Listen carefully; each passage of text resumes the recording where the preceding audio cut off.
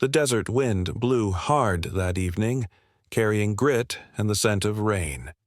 Elias Boone, a hardened rancher with more years on horseback than in town, guided his weary mare down the canyon trail. He was ready for supper and the quiet comfort of his land when he spotted movement in the distance. At first, he thought it was a tumbleweed, but as he drew closer, he saw it was a woman, stumbling, her figure barely upright.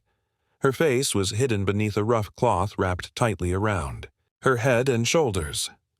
She moved like someone who had been walking for miles with no rest. Elias dismounted and caught her just as she was about to collapse. Her voice was barely a whisper. "Please, I need shelter. Don't ask me questions. Just don't let them find me." Something in her tone made him pause. This wasn't the plea of a common drifter. This was desperation. He studied her, trying to catch a glimpse beneath the cloth, but she turned away quickly. He could feel the tremble in her shoulders as she leaned on him. Against his better judgment, he lifted her onto his horse and carried her back to the ranch. The storm hit just as they reached his homestead.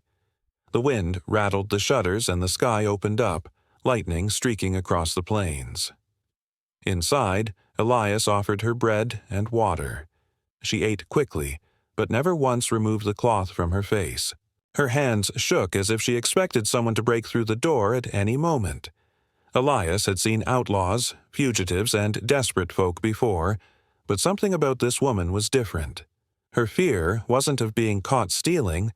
It was the fear of someone who had already suffered too much. That night, as the storm howled outside, Elias knew one thing. Whoever this stranger was, her arrival would change everything on his ranch.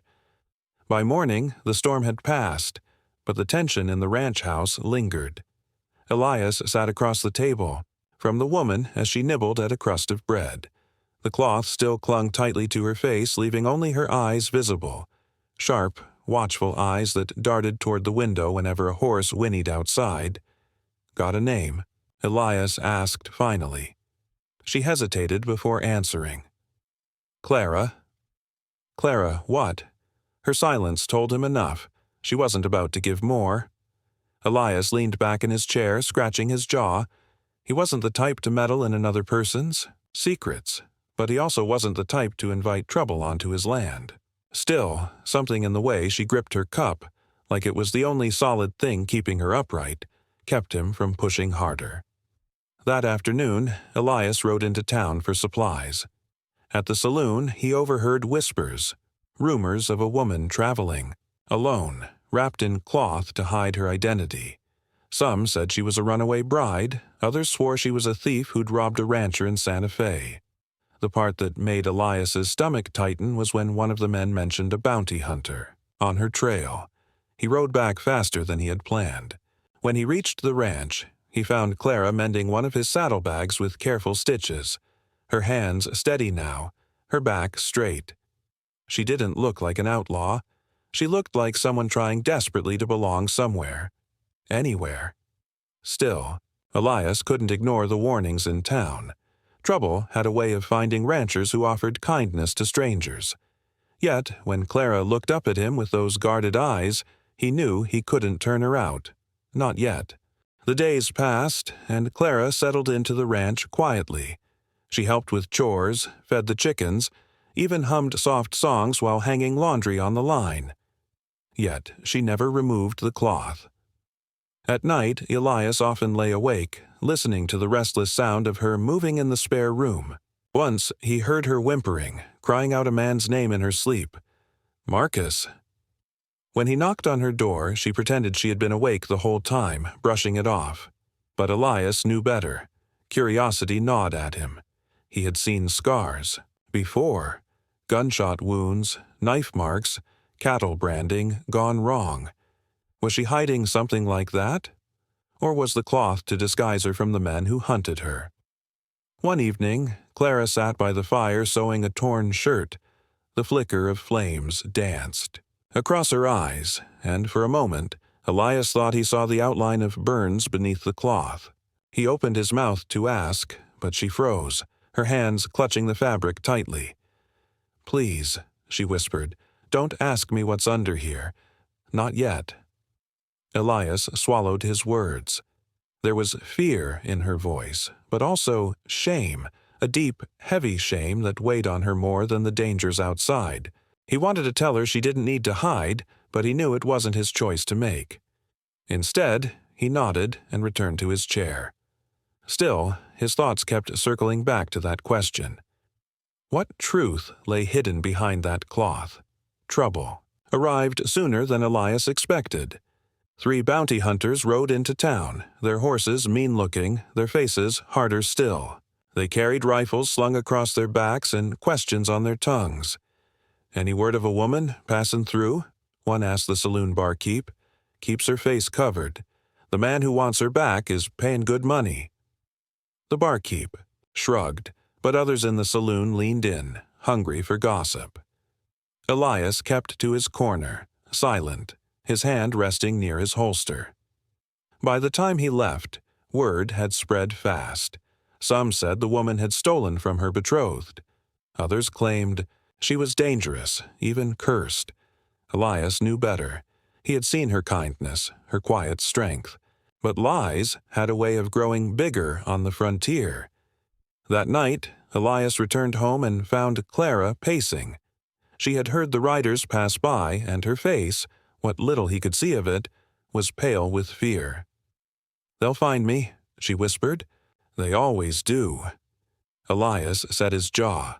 He wasn't about to let strangers drag her away without knowing the truth. But he also realized something else. By offering her shelter, he had already chosen sides. And in the Wild West, once sides were chosen, there was no going back. Despite the growing danger, life on the ranch continued.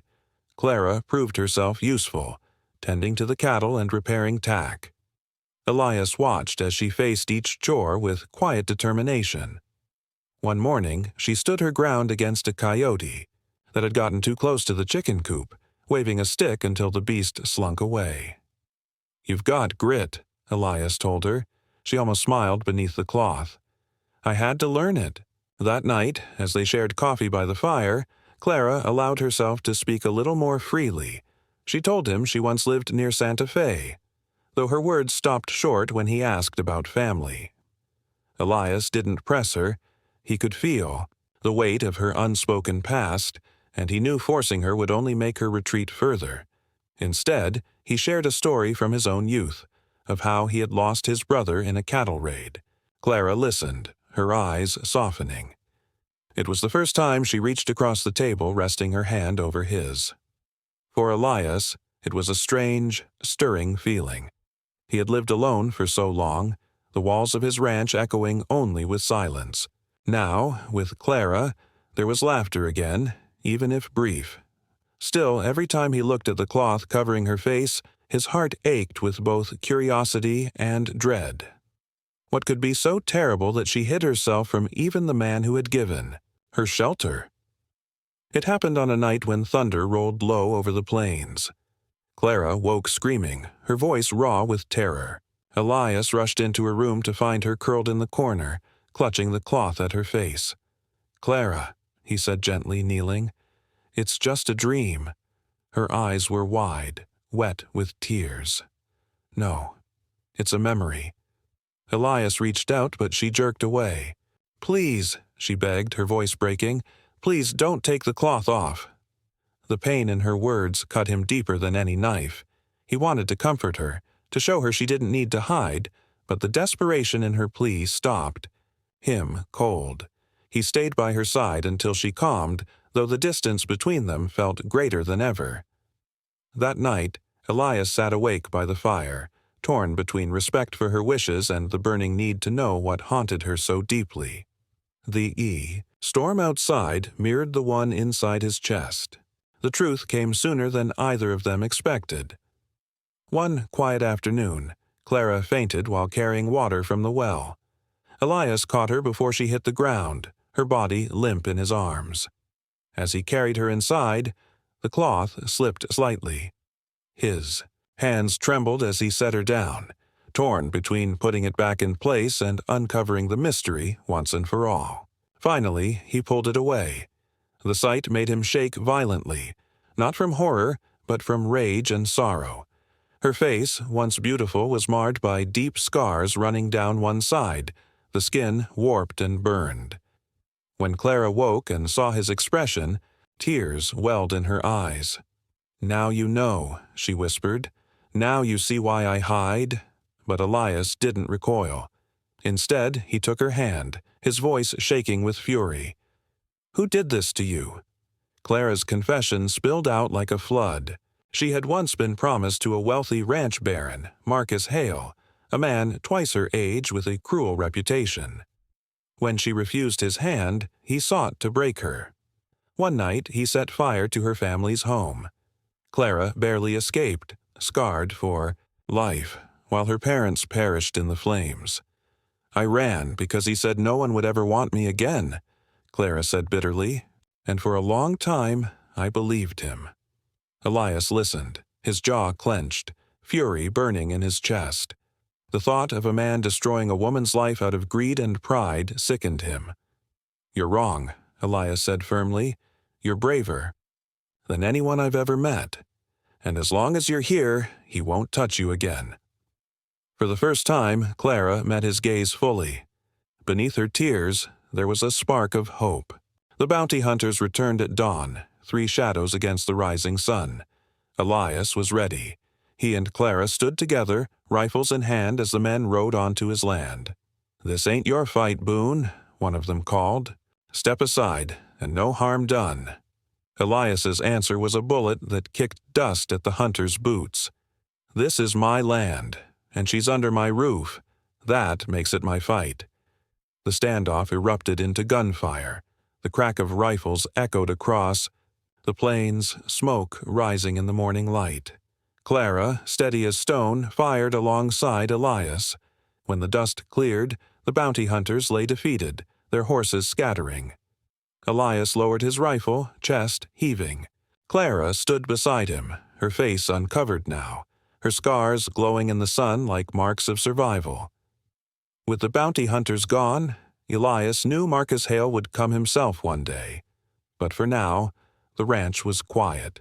The danger passed. That evening, Clara stood by the porch, the cloth in her hands. Slowly, she let it fall to the ground.